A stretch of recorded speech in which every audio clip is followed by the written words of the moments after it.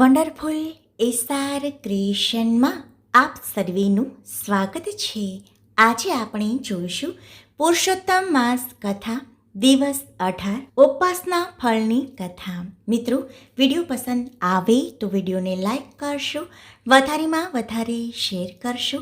જો ચેનલમાં નવા હોય તો ચેનલને સબસ્ક્રાઇબ જરૂરથી કરશો. ઓમ શ્રી ગણેશાય નમઃ. એક નગરમાં ખૂબ જ સ્વરૂપવાન બ્રાહ્મણ કન્યા રહેતી હતી. તેને મા બાપ હતા નહીં, ભાઈ બહેન હતા નહીં. માતા પિતા તેને માટે થોડી મૂડી મૂકી ગયા હતા. તેના ઉપર કન્યા પોતાનો નિભાવ કરતી હતી. તે ઘરમાં એકલી હોવાથી તેણે એક દાસી રાખી હતી. તે 24 કલાક તેની પાસે રહેતી. કશું કામકાજ હોય તો તે કરી આપતી અને કન્યાની દેખભાળ પણ રાખતી હતી. માતા પિતા ધાર્મિક સ્વભાવના હતા. તેનો વારસો કન્યામાં પણ ઉતર્યો હતો. તે આખો દિવસ પૂજાપાઠ કરે, પ્રભુ સ્મરણ કરે, વ્રત નિયમ કથા વાર્તા વગેરે વાંચે અને આવી રીતે સમય પસાર કરે.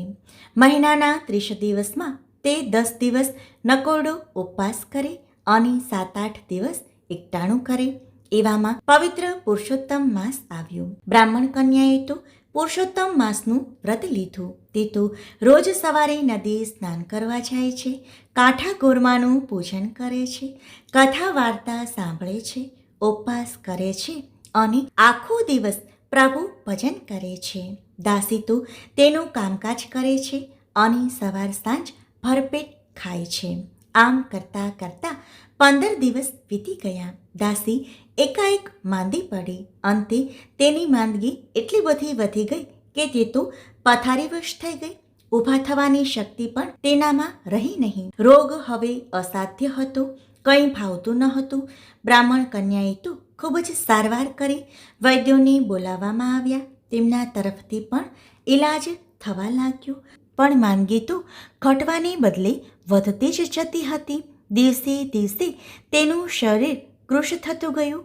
આંખો નિસ્તેજ થઈ ગઈ. મોત નજીક દેખાતા દાસીએ બ્રાહ્મણ કન્યાને બોલાવી ક્ષીણ અવાજે કહ્યું, મારો અંત સમય આવી ગયો છે.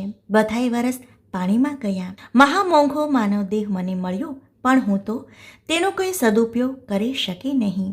મેં જિંદગીમાં કોઈ પણ વ્રત કર્યું નથી, વળી દાન પુણ્ય પણ કર્યું નથી. નક્કી મારો વાસ નર્કમાં થશે. મને એ વાતનું દુઃખ છે કે તમારા પવિત્ર સહવાસમાં રહેવા છતાં પણ મને કદી સત્કર્મનો વિચાર જ ના આવ્યો. હે બહેન, મને મુક્તિ મળે તેવું કંઈક કરો. આ સાંભળી બ્રાહ્મણ કન્યાએ તેણે આશ્વાસન આપતા કહ્યું, હે દાસી, જીવ માત્રને પોતાના કર્મનું ફળ ભોગવવું પડે છે. આવા કર્મનું ફળ સારું મળે છે. હવે શોક કરવો નકામું છે. અંત સમયે તને આ સંતાપ થઈ રહ્યો છે એ પણ ઘણું સારું કહેવાય. આથી કદાચ તારી સદગતિ થાય. બ્રાહ્મણ કન્યાના આશ્વાસન ભર્યા શબ્દો સાંભળીને દાસીની આંખમાંથી તો દળ દળ આંસુ વહેવા લાગ્યા. દાસીને રડતી જોઈને બ્રાહ્મણ કન્યાને તેના પર દયા આવી અને બોલી, હે દાસી, પૂર્વજન્મના પુણ્ય કર્મો હોય તો જ આ ભાવમાં ધર્મ ધ્યાન સૂચે છે. છતાં તે મારી ઘણી સેવા કરે છે. તારા લીધે જ હું વ્રત તપ કરી શકું છું. બોલ, તારે શું જોઈએ છે?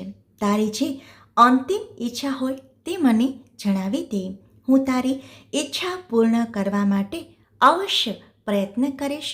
આ સાંભળીને દાસી તો ગળગળા સાદે બોલી, બહેન, તમે આ પુરુષોત્તમ માસમાં ઉપવાસ કરી રહ્યા છો.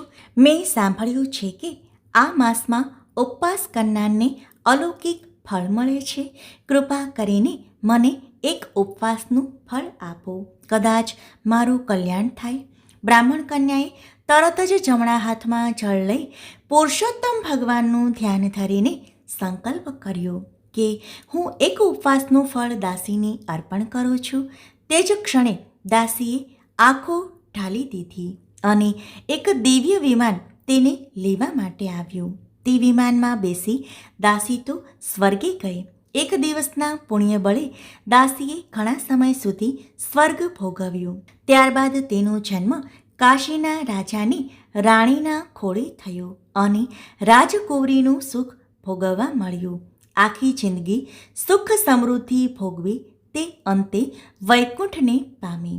બોલું પુરુષોત્તમ ભગવાનની છે.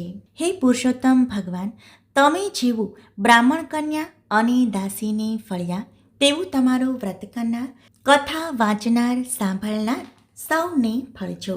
જય પુરુષોત્તમ ભગવાન. મિત્રો, વિડીયો પસંદ આવે તો વિડીયોને લાઈક કરશો, વધારેમાં વધારે શેર કરશો. જો ચેનલમાં નવા હોય તો ચેનલને સબસ્ક્રાઈબ જરૂરથી કરશો. આભાર.